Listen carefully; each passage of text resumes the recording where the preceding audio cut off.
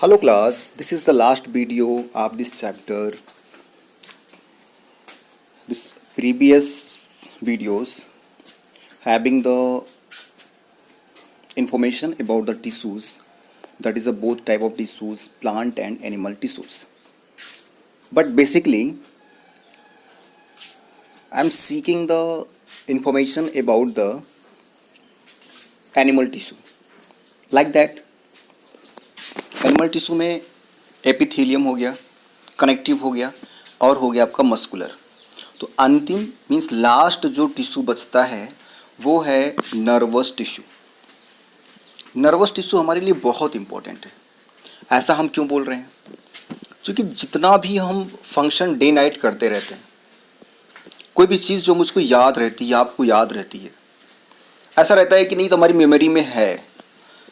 किसी चीज़ का quick response करना होता है, कहीं पर आपको क्विक एक्शन लेना है, कहीं पे आपको इन्फॉर्मेशन शेयर करनी है, उन सब जगहों पर, उन सब प्लेसेस पर, उन सब पॉइंट्स पर सबसे ज़्यादा या मोस्ट इम्पॉर्टेंट अगर कोई टिश्यूज़ वहाँ पे फंक्शन करता है या कर सकता है तो क्या होगा? आपका नर्वस टिश्यू होगा।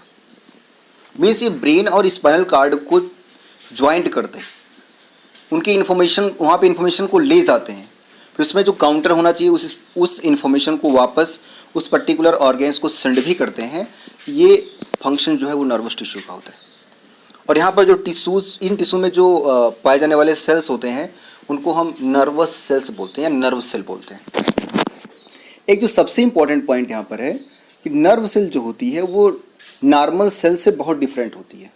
जैसे जो नॉर्मल सेल्स होती हैं उनकी जो साइज होती है वो माइक्रोमीटर्स में होती है, ठीक है, मीन्स वो बहुत छोटे होते हैं, वो हमको दिखाई नहीं पड़ सकते। बट जो आपका नर्वस टिश्यू होता है या जो नर्व सेल्स होती हैं, ये इनकी साइज नॉर्मल सेल्स की साइज में कई टाइम्स बड़ी होती, ज़्यादा होती है। और इनका जो साइज़ होगा वो आपका 1 to 1.5 मीटर तक होता है, 1 से लेकर के 1.5 मीटर तक होता है, ठीक है। अब जरा देखिए क्या बता रहा है।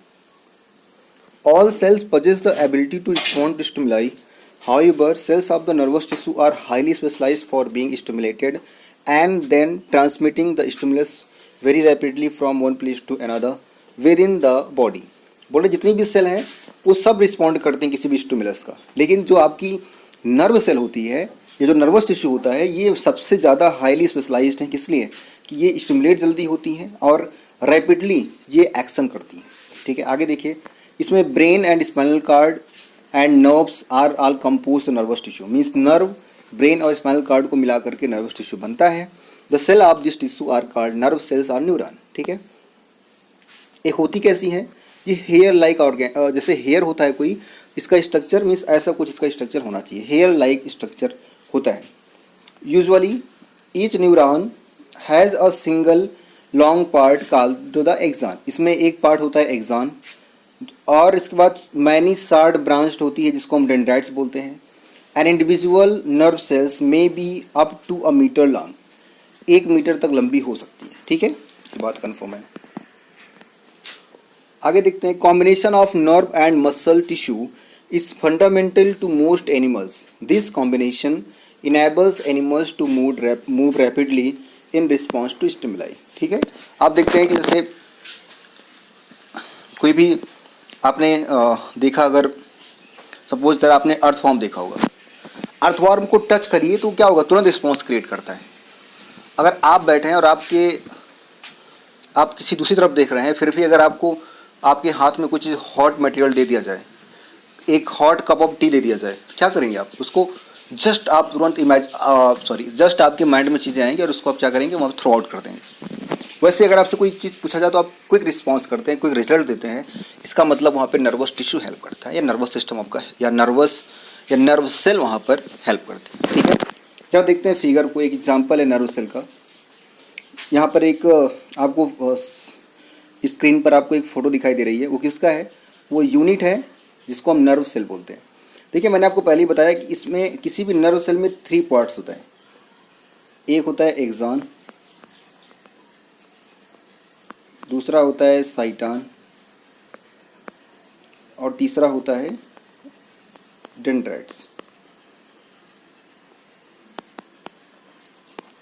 Axon, cyton and dendrites. ध्यान दें, जो साइटोन होता है, साइटोन जो होती है वो सेल की बॉडी बनाती है, मीन्स नर्व सेल की बॉडी का फॉर्मेशन कौन करता है? साइटोन करता है। यहाँ पर सबसे बड़ा जो होता है वो साइटोन, ठीक है। इस साइटोन को हम सेल बॉडी भी बोलते हैं, किसकी? नर्व सेल बॉडी बोलते हैं। आप जरा देख सकते हैं फिगर में, ये वाला जो रीजन है ये क्या है? एक्सॉन रीजन है। इस तरीके से जो निकला हुआ आउट ग्रोथ है ये डेंड्राइट को शो कर रहा है, और यहाँ से लेकर के यहाँ तक का जो रीजन है इसे हम क्या बोल सकते हैं? ये आपका साइटोन है। तो जो साइटोन पर निकले हुए आउट ग्रोथ्स हैं उसे डेंड्राइट्स बोलते हैं, और एक्सॉन क्या होता है? जो टेल रीजन है उसे हम एक्सॉन बोलते हैं।